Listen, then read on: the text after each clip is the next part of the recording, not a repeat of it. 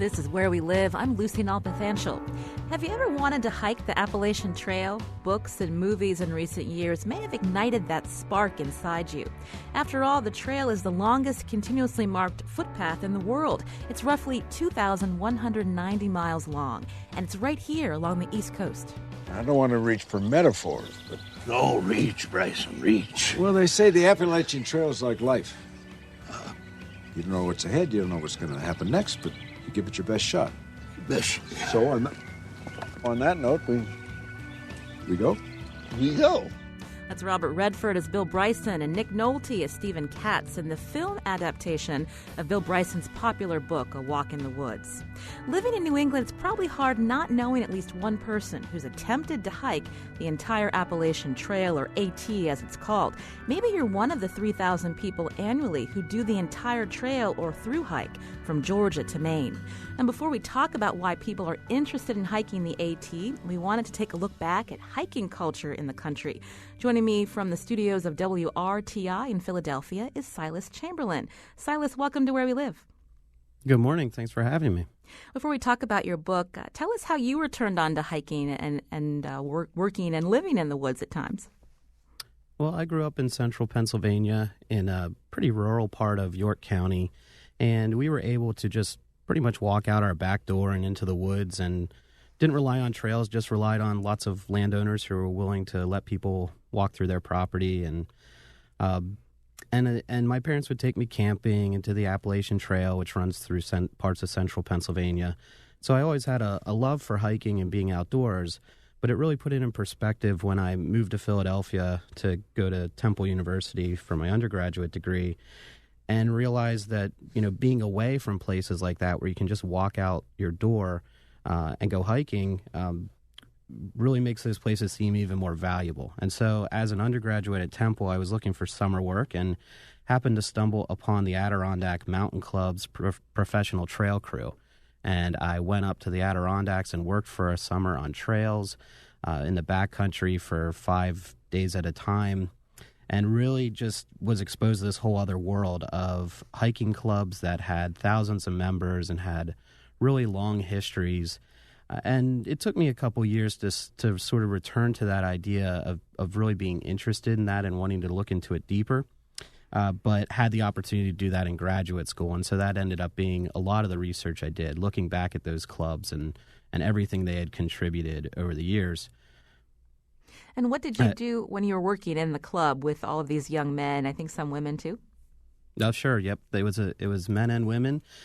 We did footpath work. So in some cases it was blazing new trails, but more often than not, it was putting in the kinds of things that anybody would see when they're out hiking, like water bars that direct water off the trail, clearing trees that would fall down, building little staircases that you see out of rocks, and pretty much trying to create something that blended into the wilderness setting of the Adirondacks, but also allowed those trails to withstand lots and lots of people coming and using them in all the seasons. Your book On the Trail comes out, I believe, in the fall, but I was able to see a PDF version before the show and read some of it, and there's a great picture of you with this club. A lot of testosterone there, huh? It's a really a pretty remarkable culture within the Professional Trail Club, and there's a few professional crews around the country that work on trails, and they all tend to develop this culture that really celebrates work with hand tools and axes, and it's because it's really a dying art in a lot of ways. And in the Adirondacks, where you can't use power equipment, the idea of relying on rock bars and axes is really important. You write in On the Trail that the book's an attempt to explain how someone could hike regularly in the late 20th century, and yet we're so ignorant of the vibrant culture of organized hiking in the U.S. So take us back to the history of hiking in the U.S. When did we see the rise and, I guess, the decline of hiking culture? Well, we really saw the emergence of people being interested in walking in the early 19th century in urban areas among elites who wanted to get out of cities and experience natural areas. And some of the earliest clubs that are founded, like the Appalachian Mountain Club in 1876, were really among people who we would think of as the leading citizens of society, doctors and engineers, professors, and that begins to change over time. In the early 20th century, we see these clubs become a little more democratic. They're founded outside of major cities, and they really start to proliferate. So there's even in places like Pennsylvania, New York, and New England are really the centers of these clubs. And in in the early 20th century, some of these states have 10, a dozen, 20 different hiking clubs founded in some of their major cities. They tend to resemble the larger clubs like the Sierra Club and the Appalachian Mountain Club, but they also take on their own form and bring in, people that from what we would think of as the growing middle class, people who had expanded amount of leisure time, disposable income, and a growing appreciation for nature, who really are seeking out time that they can get away from their desk jobs and recreate some of the frontier spirit that at that time Americans were really concerned was being lost. How did, when we look at the time after World War II, how did military culture impact hiking and the supplies that people took with them when they went into the woods? Well, this is something I really struggled with because when I was doing my research, because anecdotally I had heard from lots of people that World War II was a boon to hiking because it exposed people to the outdoors and it gave lots of American men experiences with long-distance walking. But when I really started to dig down deep into that, I found a lot of recollections from people that were returning from war and saying, I just spent a lot of time outside walking long distances with really heavy pack. I don't want to do that anymore. So what I found was really World War II's major contribution is all the surplus materials that are pouring back into the country. There's new fabrics like nylon. There's freeze-dried foods. And these are incorporated into all sorts of outing products. And then there's also just the materials of war, like backpacks and cots and cooking kits that previously had been sort of specialty products and now could be found in magazines, could be found for sale in local stores.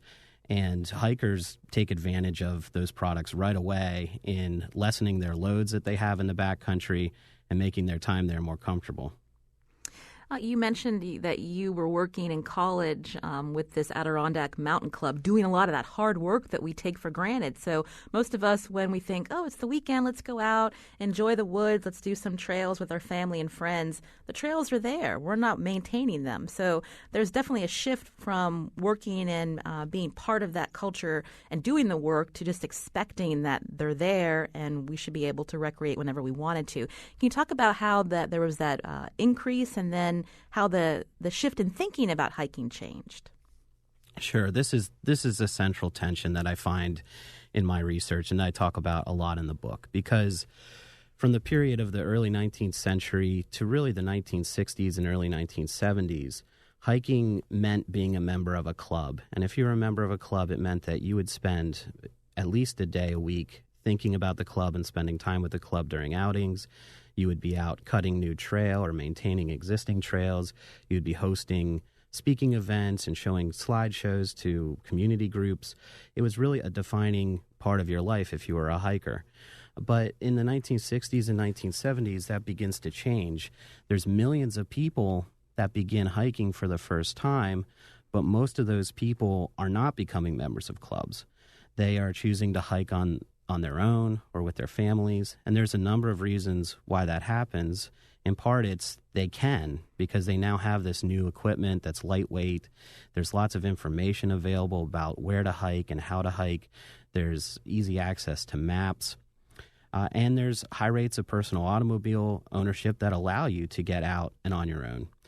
Also, as the Appalachian Trail grows in importance and the idea of the solo through hiker or the backpacker that's self-reliant really starts to take off, people really start disassociating hiking with something that you do as a large group. They think of it as a personal therapeutic experience that you would do alone in the woods and that you would gain something individually out of it. But as a result, all those millions of people who are pursuing that sort of self-reliance in the woods are not joining clubs and therefore not necessarily contributing to trail building or the day-to-day organizational work that a hiking club has to do to operate at a high level. And so I argue there's this disconnect where these tens of millions of people who are hiking for the first time do come to see trails as just something that's provided to them. They may be willing to send in a membership fee periodically or write to a legislator in support of a trail, but very few end up becoming engaged to the level that we had seen for the previous 100 years. This is Where We Live. I'm Lucy Nalpathanchel. I'm speaking to author Silas Chamberlain. His book, On the Trail, The History of American Hiking, comes out this October. He's joining us from the studios of WRTI in Philadelphia. Can we talk a little bit more, Silas, about that tension in your book? There is a great excerpt. I can't remember the name of the hiker, but I believe it was in either the 60s or 70s where there's a rainstorm and he sees a young group of men. They had a fire going, and when it started to downpour, they left the fire. They didn't bother to put it out. They left all their garbage, and it just incensed this hiker. And he was like, how are we going to train these newbies, so to speak, to value not just the trail but the environment and to use it responsibly? Right, and this is one of this. It's a really interesting excerpt for a number of reasons.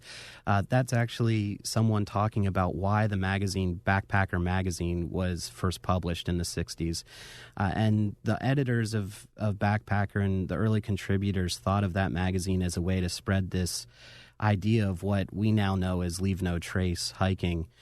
And they thought that if we can get the people who are most into hiking and backpacking to adopt these same principles of not building large fires, of packing out whatever you pack in, of even really pragmatic things like going to the bathroom in the woods appropriately. If we can teach sort of these ambassadors of hiking and backpacking to follow these principles, then all these people who are coming out and using the trail might also adopt them. The irony, from my perspective, is that they're trying to spread leave no trace principles, but a lot of the ideas around that movement end up contributing to the idea that you should be hiking alone, because hiking in large groups obviously has a larger environmental impact. So Backpacker magazine and Leave No Trace principles in a lot of ways end up contributing and accelerating the process that I just described of disassociating from clubs. For example, for much of the Sierra Club's history, their large outings each year were a chance to bring in new members. They'd be several weeks long. They would consume thousands of pounds of food. They were really amazing journeys, but also very intense when it came to environmental impact. And so as the Leave No Trace movement really starts to pick up, the Sierra Club decides that they're going to limit the size of their outings to relatively small groups. And so you even see well-established clubs start to change and move away from these large group outings because they're seeing the impact of these millions of people coming to the woods for the first time. We talked a little bit about the shift from producer hikers, the people that are helping maintain these trails that we enjoy, to the consumer hiker culture where we expect it because we may pay taxes and we just assume, the government will take care of it. But I was reading, I think in the book, it was the National Trail System Act of '68 where you really started to see that organized hiking decline. Yeah, that's when you really see the federal government become involved for the first time in trail policy on a national level. Prior to that, the National Park Service and the Forest Service were obviously engaged in building trails and maintaining trails on their land. But the National Trail System Act of 1968 sets up a system for trails that go well beyond public lands, like the Appalachian Trail and the Pacific Crest Trail, the Continental Divide. So there's this system of great national scenic trails that the Act lays out and provides some funding for. But it also puts in place a system of recreational trails and historic trails, which takes into account all the trails that are actually in communities and aren't necessarily scenic, but provide close-to-home recreation or preserve historic pathways. It's the first time that the government puts large amounts of money, tens of millions of dollars, into the acquisition of land for trails. But more importantly, it sets up a federal bureaucracy that are federal policymakers that every day wake up thinking about the nation's trail network and what can be done to leverage the capacity of state agencies to build those trails and protect them. At the time, and I think even today, that act is celebrated as a major step forward, a sign that the hiking community had really risen to a high level of prominence and was able to craft federal policy. In subsequent years, it's a little more ambiguous what the impact of the act has been, only because it's sort of valued those long distance scenic trails and put a lot of money behind them, but has in some ways left out our local trails, which is where most hikers get their outdoor experiences. I'm speaking with Silas Chamberlain, author of On the Trail, The History of American Hiking. When we come back from a short break, we're going to find out more about what compels people to go into the woods, and let's talk to some residents who've actually hiked the AT and the PCT. This is Where We Live.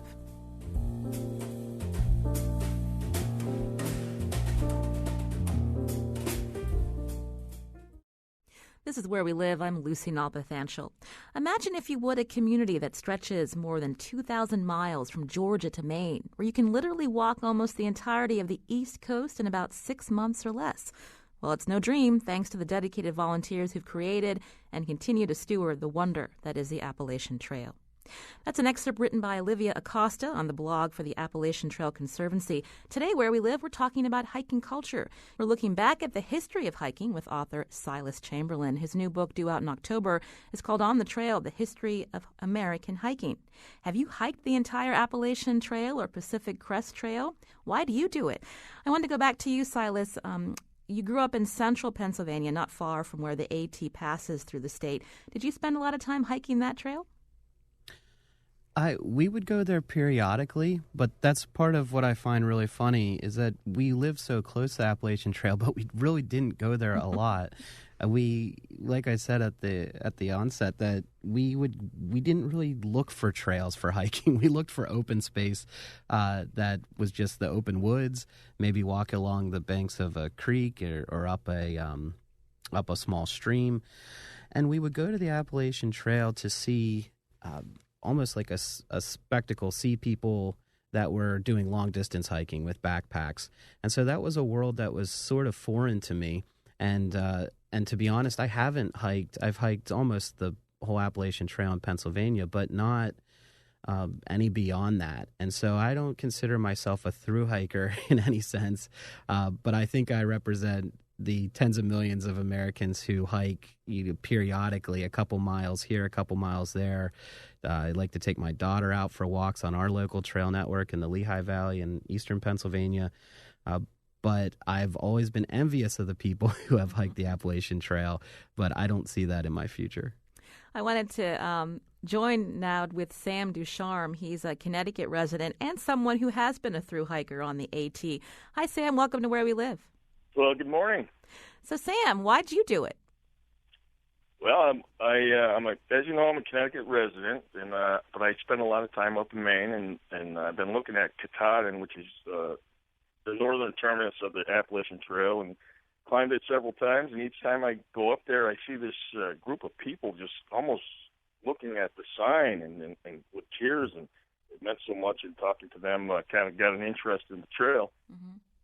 And once I retired, I was a state employee with Department of Corrections. Once I retired and my kids grew and went off into the service, it was time for me to do something big. So that was my something big.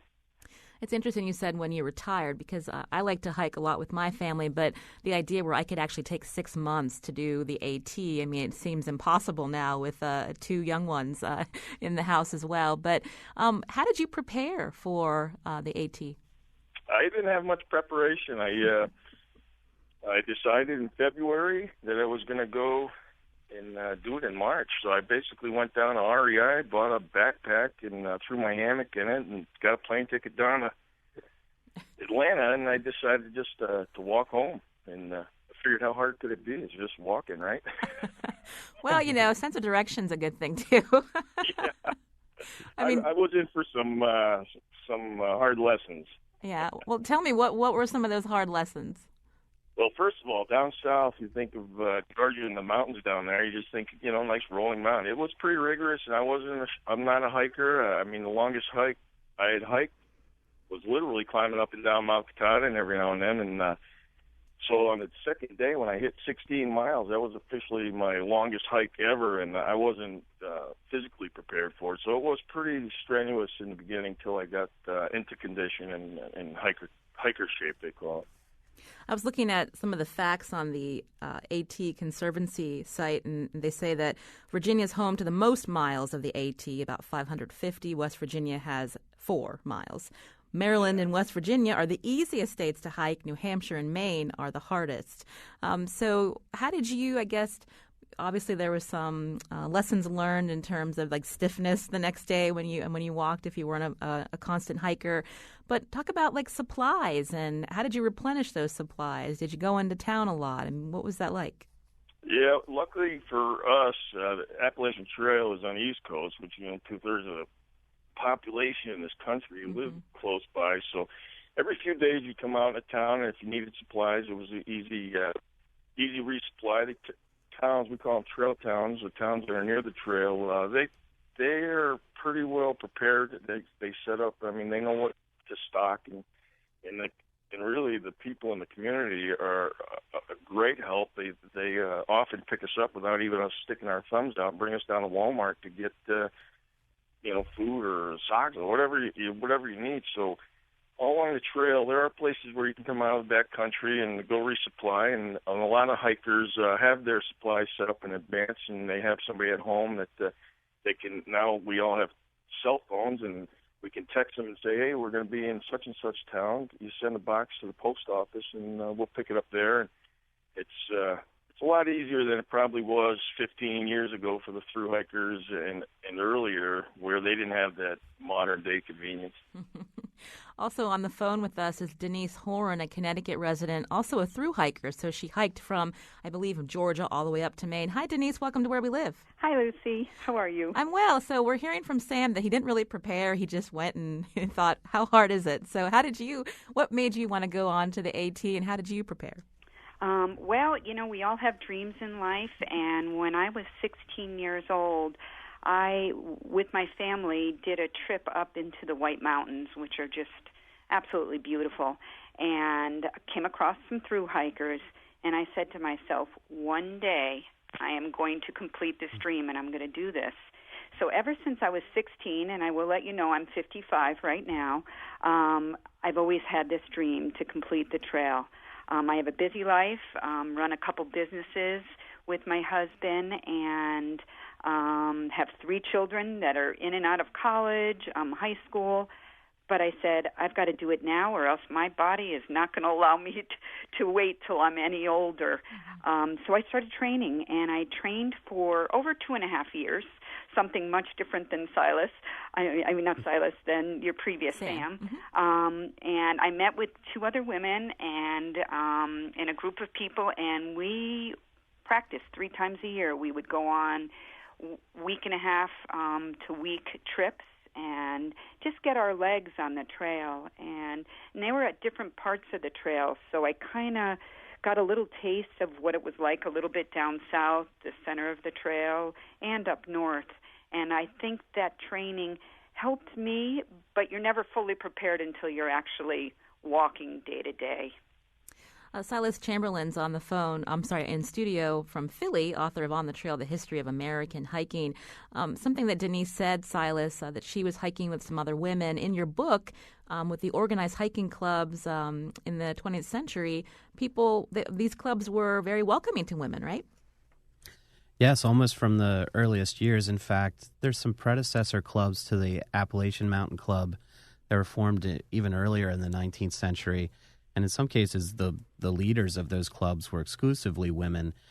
And even when the Appalachian Mountain Clubs formed, there was a small group of men who actually got together and had a meeting to discuss the formation of the club. But at the very first meeting, there was a vote to include women. And we find this in even regional and local hiking clubs across the country, that women were almost always included in club membership, if not the leadership itself. There were many clubs, though, that also excluded women. I'm thinking of one not far from where I live now in Reading, Pennsylvania. Their local club specifically said this club will be limited to the 100 leading men of the city of Reading. And that only changed after a couple of decades of men being exclusively allowed in the club.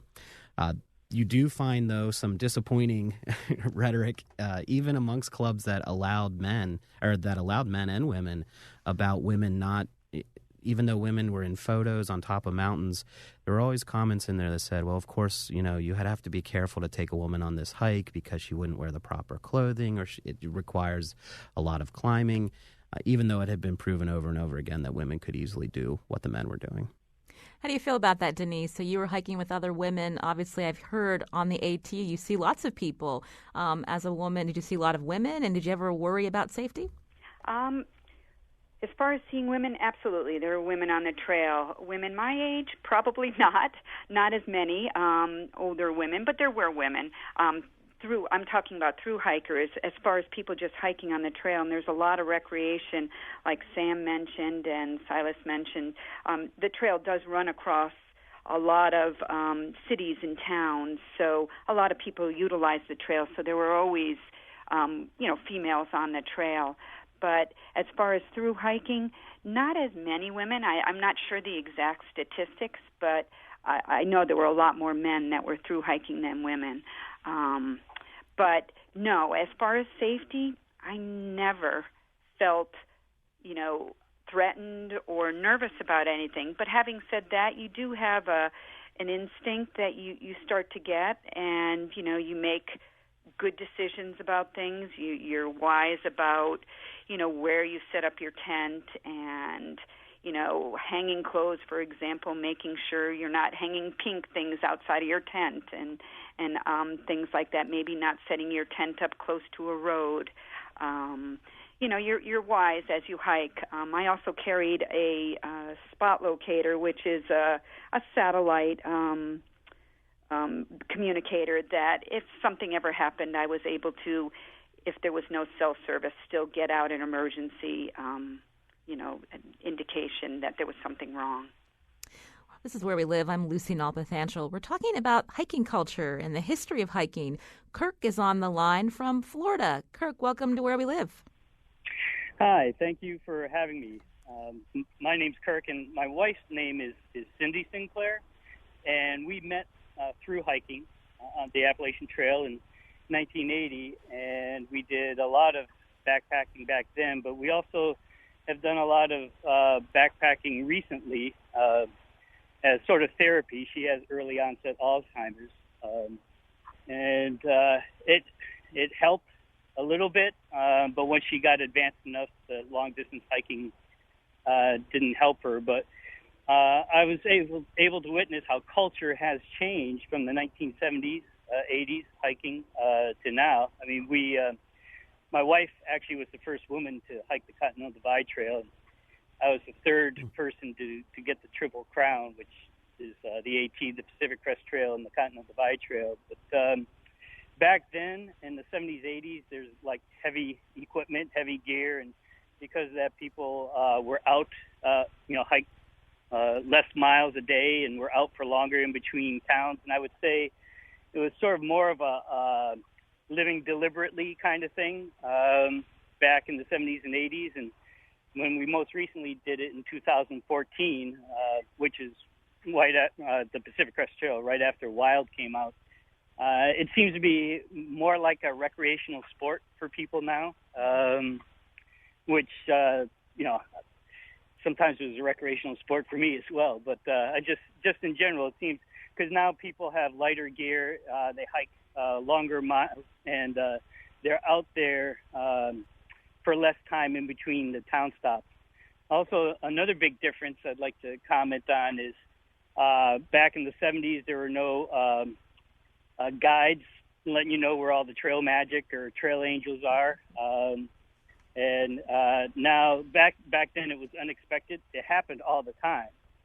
Trail magic happened back then as well, all the time, but it wasn't really as expected as it is, and I think that has affected the culture a little bit now as well. Well, thank you, Kirk, for your call, and I wanted to actually go back to Sam because we heard Kirk mention trail magic. So explain to the people who don't know what we're talking about here. What is trail magic? Well, trail magic is a wonderful thing, and the best I can describe it is an unexpected act of kindness from a stranger. So consider yourself in the backcountry in the Smoky Mountains. You've been in the woods for 5 days, and you come out of the woods, and you're going to cross over a road and head back into the woods on the other side. Mm-hmm. And lo and behold, sitting there with maybe like one of those football tents or whatever, a group of people with coolers of ice cold water, soda, flipping hamburgers, and giving some fresh fruit. It's just a treat. These people come out. They're either hikers themselves, or past hikers, or they're just lovers of people, and they're giving us this treat that is remarkably recharging for us. And these acts of kindness go as far as picking you up and bringing you to town for to go get resupplies, or any sort of act that helps you in any way. And the best part is it's unexpected, and we call those people trail angels, and they are pretty popular. I know I just spent the last month on the trail down south paying it back. I felt I had a debt to the trail. So I just literally got home yesterday, and I've been doing trail magic all up and down from about Pennsylvania, Maryland, all the way down to Southern Virginia. And it's kind of one of those things where I get so much help from so many people, and I felt I owed a debt. And I went back and did some trail angeling for the 2016 Through Hikers. I was reading that you kept a video blog or vlog while you were on the AT. Can you talk a little bit about that after we play a clip? We're going to hear a little bit of that vlog. Hey, everybody. Day 2, long day hiking. Some wise person who never walked the trail before said the best way to get in shape for the trail is to walk the trail. Well, with that being said, today was a training day. Climbed about 5 mountains, up and down all day long. I'm whipped, but it was a beautiful day. Ran into a lot of people. This part of the trail is pretty busy this year. A lot of people heading out, so there's not a shortage of people to meet and greet and talk to and see where they're from, and it's a lot of fun so far. So you were able to upload those videos to YouTube along the way when you stopped at libraries. Why'd you do it? Well, I mentioned earlier I have grown boys that are in the military, and I wanted to share this trip with them, but they were in different countries and stuff, and I figured this would be the best media. So that was an early one that I hadn't heard that one in a while, and what I didn't expect is that there was such a group of people that followed these videos. So what I did is it became obvious right in the beginning. I wanted to really bring the people. I did my research on the gear. I did my research on the trail, the trail towns, and got my all that stuff. But I was not prepared for the culture of the trail. I was so overwhelmed by how all these people were doing it and how nice and friendly. And remember, I worked in a prison for 21 years, and this was a complete change of culture for me. And so I wanted to bring the people to my kids, and then all the people that were also watching on YouTube really embraced that. And I can't even explain how awesome this viewing audience was. In fact, everybody wanted to get involved, and they offered to send me supplies. And I said, no, I'm almost 50 years old. I got this handled. And one trail angel was taking me to town. We were having a conversation, and she said, no, you have to let these people get involved. They want to be part of it. And they ended up, I said, okay, I'll accept a box here or there. And people from all around the country were sending my supplies ahead of me. They were watching where I was, and they'd send me messages saying, hey, when you get to Damascus, there's a box waiting for you here and there. And if they were hikers, they would send incredible boxes full of dehydrated food and everything you need. They already knew. If they were campers, they'd send cans of raviolis and Fig Newtons and stuff. And I would always share that with the other hikers in the area. Whoever happened to be lucky enough to be there, I would share those boxes with the hikers. So it was incredible. I mean, over 200,000 people watched the videos. And Who knew? Who knew blogs were so popular? It was a niche group, but there were quite a few of them. I wanted to turn to Denise. I don't want to ignore that you've also hiked the Pacific Crest Trail, or the PCT. What was that like, and which trail did you prefer? Well, you know what? I didn't hike the full PCT. Okay. That's a dream of mine. That's Okay. when I retire. I'd like to do that, but I have done a part of it. I've done a portion called the John Muir Trail. And the difference to me, and I've hiked out west around Lake Tahoe to the Tahoe Rim Trail, there is a big difference in the hiking. Not as far as the people. Sam's right that the people are amazing, and there is a community out there that is incredible. They're going on this journey with you, but without you. Everyone's doing it themselves, but you all have a common thread, and that thread is the trail. And differences, terrains are definitely different. People tend to think that the mountains are a little shorter in the east, meaning they're not up in the higher elevations as they are out west, but that doesn't negate the difficulty. And as a matter of fact, in some ways, I really felt the AT had some more difficult sections than the small portion I did of the PCT on the John Muir Trail, which was originally designed to be a trail for animals. It was a summer place for animals to graze and go out to pasture, kind of designed by John Muir and the sheep that he tended to. So they are made with better switchbacks, and it's a little more easy in the gradient as far as ascending an elevation, although you might be up at 8,000, 9,000, 10,000 feet, where on the Appalachian Trail your highest is going to be a little over 6,000 feet. It still is more difficult, I believe, on the East Coast. And Denise and Sam, we're going to have to go to break soon, but before we let you go, any words of advice to people listening at home who've been thinking about it, maybe haven't done it yet, to trek on the Appalachian Trail? Denise, you go first. Okay. Well, like I said, I accomplished a dream that I had since I was 16 years old, and a huge, busy time in my life. Fortunately, I have a husband and family that's very supportive. And if you have a dream and you want to go after it, anything is possible. And it is a big block of time, but I will repeat, anything is possible. And if it's important to you and you want to make it a through hike, it can be a through hike, but you can certainly do section hikes and complete the trail through sections. So my only advice is, if you have a dream, definitely, and if the dream is to hike the Appalachian Trail, definitely make it happen, because life is very short. And Sam Ducharme, also briefly, words of advice to our listeners.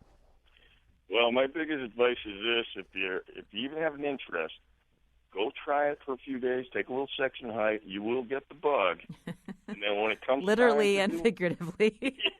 yeah. Especially if you're in Connecticut or Massachusetts.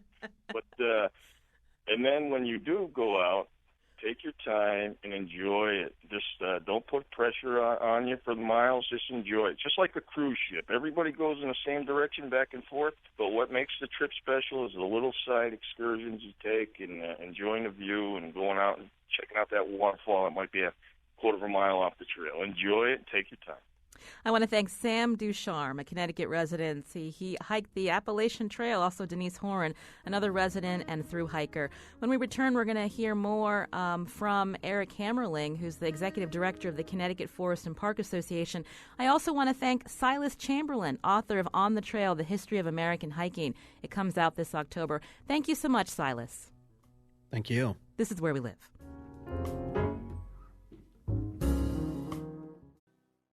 This is Where We Live. I'm Lucy Nalpathanchel. Today, Where We Live, we're focusing on hiking. Part of the hour is spent on the history of footpaths in the U.S. and why people choose to go on months-long hikes on the AT or the PCT. But if you don't have the luxury of taking months off work to hike, good news, Connecticut has plenty of day hikes, too. On the phone with me now is Eric Hammerling, executive director of the Connecticut Forest and Park Association. Hi, Eric. Welcome to Where We Live. Good morning, Lucy. So first off, tell us a little bit about the part of the AT that actually goes through Connecticut.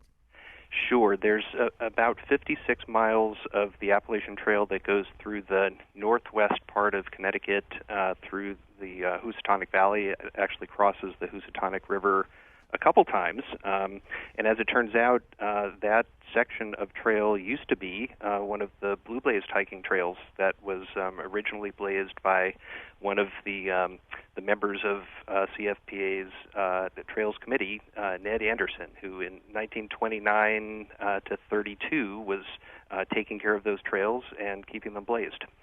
Not sure if you heard earlier in the show, we were talking to author Silas Chamberlain. He wrote the book On the Trail, The History of American Hiking. That book comes out this fall. But he was giving us a little bit of a history lesson on hiking and this shift from producer hikers, so the clubs that actually work to maintain the trails, to what we have today, more of the consumer hiking culture. How does your organization depend on volunteers to keep the Connecticut trails in good shape? Yeah, well, I guess I would draw a parallel to NPR. In fact, I've heard often on this station that only 1 in 10 listeners are actually supporters of NPR, and we would say, similarly, far fewer probably than 1 in 10 people who are using the trails of Connecticut actually are supporters of the Connecticut Forest and Park Association. We have amazing volunteers who spend over 20,000 hours every year maintaining over 900 miles of blue-blazed hiking trails. So, and they are in all parts of the state, and that's a critical piece of that experience. But most people don't know that there are people who are not the government who are maintaining these trails. They're volunteers for the Connecticut Forest and Park Association. Speaking of government, in recent years, we've actually seen, the fees at our state parks increasing. So this recreation tax that we want to be outside, and but not often can the state put that money investment back into our system here. That's very true, and most of the trails. Actually, the beautiful thing about the blue-blazed hiking trails is that they are free. And in fact, if you even if it's a trail that happens to be in a state park that has an admission fee, if you walk in, you don't have to pay. That's only a fee for people who drive in. So I guess I would encourage people, if you're able to walk, please take advantage of that and enjoy the parks on foot. So we have a few minutes, Eric. Can you recommend to our listeners some of the trails that people should be hiking, and some of the new trails that are throughout the state? Sure. Well, one thing that, obviously the Appalachian Trail is so well known because it was the first national scenic trail, and there are only 11 national scenic trails in the United States.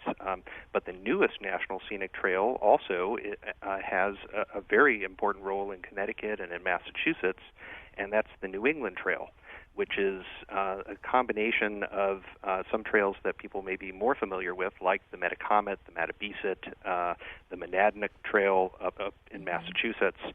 And, those are incredible resources. I would say if someone's looking for either a through hike like on the Appalachian Trail, on the New England Trail, which is about 215 miles long, that would take you from Guilford, right at Long Island Sound, all the way up to the Massachusetts-New Hampshire border. It would take you about 2 to 3 weeks, depending on the speed that you're going at, and it's an incredibly beautiful resource that we hope people will take advantage of. Now, if correct me if I'm wrong, your organization's located in Middlefield, right, on Route 66? Correct. And so aren't there some trails behind your building that people should be checking out?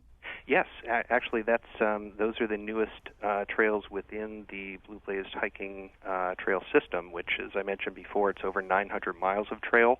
But right behind our headquarters here in Middlefield, we hold a conservation easement on about 250 acres of forest, and there's about 3 miles of trail that go through there. It's a beautiful loop, a nice way to get away from it all. And if you looked at an overhead view of the Middletown area, you would see this kind of special place of green, and that's where it's wonderful for people to go. What are some of your favorite trails? Well, I love going for walks with my son, and I live in West Hartford, so I'm a little bit partial to the greater Hartford area trails. So I would typically go to places like Talcott Mountain and walk up to Hugh Blind Tower and have the beautiful views of the Farmington Valley. Also love going to the trails up in Peoples Forest and American Legion State Forest, which give you incredible views of the Farmington River. And but if you go around the state, we have people who live close to the Tunxus Trail, to the Shinipsit Trail, to the Quinnipiac and Regicides Trail, and that's also one of my favorites is kind of the views from the Regicides Trail, which is down in New Haven of Long Island Sound, are absolutely gorgeous. And I would definitely encourage people to find a walk near them. The easiest way to do that is to go to our website, which is ctwoodlands.org, and there's an interactive trails map there where you can see where the trails are, how to get driving directions to them, even where to park. And it's the best place to get started on your walk. Eric, just a couple more minutes before we have to close, but you made a good point that you would go hiking with your son. That's something that my husband and I love to do with our son when he was just a toddler, throwing him in that Kelty backpack and hitting the trails. What are some ways that you can get kids involved, not just in pockets of communities, but throughout the state, to have an interest in hiking? Yeah, well, as you know, one of the issues that a lot of young people are suffering from is, obesity and lack of, they're more addicted to, video games and electronics and, those things that make it so easy to just stay indoors. But there's more and more information about the benefits to health. To young people of getting outdoors. For example, for people who have ADHD, they find that they have higher levels of focus when they are in the outdoors. People's blood pressure goes down when they're in the outdoors. There are lower levels of obesity amongst people who are walking outdoors. And even a picture of the outdoors can make a difference in terms of your health. So there have been studies on people in hospitals who are recovering from injuries. Just having a picture of a beautiful trail or the woods can help their recovery time be lower. So I would say because of some of the health benefits, it's really important to get those kids outside. Sometimes you have to use those things that they're very familiar with. So there are ways to, for example, go on a little treasure hunt, either letterboxing or geocaching, by using your phone or your GPS to find something in the woods. That sometimes, if someone is really attached to their electronics, is a good way to get them excited about the outdoors. I want to thank Eric Hammerling, Executive Director of the Connecticut Forest and Park Association. We'll have those links that he mentioned on our website, wnpr.org/wherewelive. Eric, thank you so much for joining us. Thank you, Lucy. Our show is produced by Lydia Brown and Tucker Ives. Our technical producer is Kyone Wolf. You can continue this conversation again on our website, wnpr.org/wherewelive. I'm Lucy Nalpathanchel. Thank God it's the weekend. Let's go take a hike.